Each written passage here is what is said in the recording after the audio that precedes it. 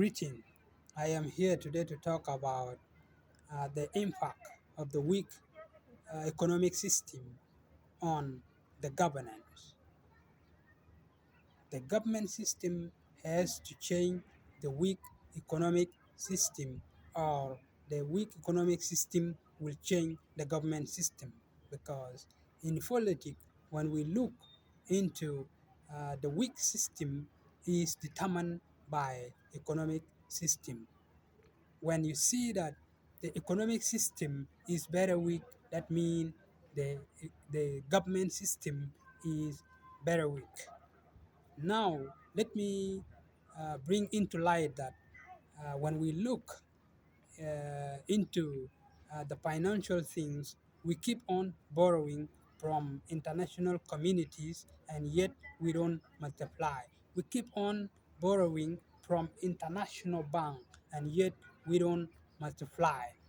We sell our natural resources in advance, especially our oil of South Sudan. We sell it in advance, and yet we don't subsidize it. So I am here to tell the people that um, the weak system we have in South Sudan determine what kind of the government we have, determine what kind of the system we have, determine what kind of institution do we have. So the people are just in the offices and they don't know how to improve the economic system. As I heard from the Minister of Finance, he was supposed to apply the fiscal policies, but not the policies of going into the houses, collecting the money stored in in the houses. It's not one of the policy in economics. Economic policies like the Pascal policies you have to apply, like the transfer of the money or the good relocation of the resources and the money from the central bank. And what I can see can improve the economic system of South Sudan. The Minister of Finance is to make a good relocation by prioritizing one institution for 1 year and another institution for another year. For example, the minister has to inject all the money of South Sudan into agriculture in that given year.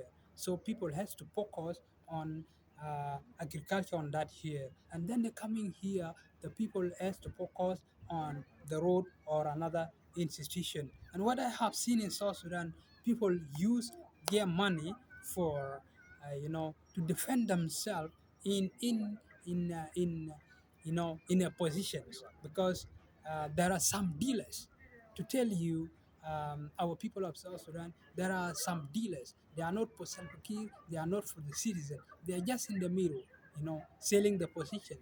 They will tell the person that if you need these positions, you have to give up this amount of the money.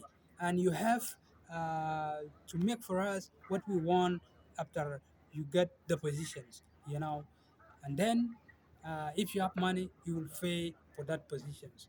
These are the dealers, and I have to tell to our president, to our legislation, to the people who are around Salva Kiir, to presidential advisor that the whole South Sudan is not a problem. The system of the government is not a problem, but you have to look for the people who are those recruiting the people, because um, the money we have in the oil for the whole South Sudan, the money we have in wildlife for the whole South Sudan, the money we have in the goals and any other natural resources for all South Sudan. And now people use it for their own pocket. People use it for their own benefit. And we, the people who have no connection to that government, we are just suffering down here. And we cannot keep quiet. We are keeping quiet because there's nothing we can do about it. And it is not because that government is actually doing well for us, because we have no roads, we have no schools. Schools are expensive, and everything is going on worse after years after years. You understand that? So we don't expect change in some years to come. And what we are doing right now is what we can do, and our generation for the next years to come will pay for it. And why are we destroying our future of South Sudan? We brought it out to come and work for it, to improve it for our generation to come, because uh, the generation lean at the shoulder of the other coming generation. Because if you spoil this generation, the generation will be spoiled, the other generation will be spoiled. So what I want to tell you is that we, as a vulnerable people, we are educated, we got no any position, we got no any money, we got no any employment. But what I can see, we have to struggle, and tomorrow after tomorrow, uh, they will clap for us, because we cannot give up. you know we have to go to school, we have to do, do our things in some other normal ways, and be hoping that the future will change. The future will not remain as it is. The government system will not remain as it is, because we will be hoping for the natural disasters, because you were born and you will be dying. You were born and you are going forward. Even if you leave your children here, you will go. Your children will go, and all of us will migrate to another world, and we leave South Sudan to the generation that is coming behind. And when you left your legacy, the bad legacy, to South Sudan, you will not be remembered as a good person in in you know in your country. And it is good that to leave the good legacy, like John Garang has left the good legacy to South Sudan. Some other heroes have left their legacy to South Sudan, and we hope you would have done the same things for us.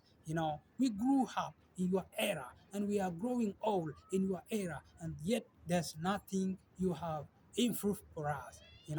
We our fathers, they keep on contributing in the areas, contributing to farms, contributing to countries, and yet there's nothing you have you know you have done for them. Yet there's nothing you have done for all of us and for South Sudan. So I am directing you that, as a good leader, you're supposed to be like a leader that have a direction, a leader that will show the indicators that this leader will give us something in the future. And now your future has gone for nothing. You have done nothing. I don't see anything that you have done for us in South Sudan. So I'm telling you that it's a pain that remain in our heart. Even if you brought up your children into some other institution, there is a chance for everyone. There is a chance for each one of us to contribute here to South Sudan. And you make sure the corruption that you have planned for South Sudan will not stop. The corruption that you actually plan in any institution in South Sudan will not stop, because the generation will come and see what you are doing and the practice what you are doing, because you're supposed to to do a good thing for us. You understand? We have a lot of the things. Can you imagine? In Libya, the Libya has a lot of natural resources. And when Omar Gaddafi came in, each and everyone, even the child born today, has a budget.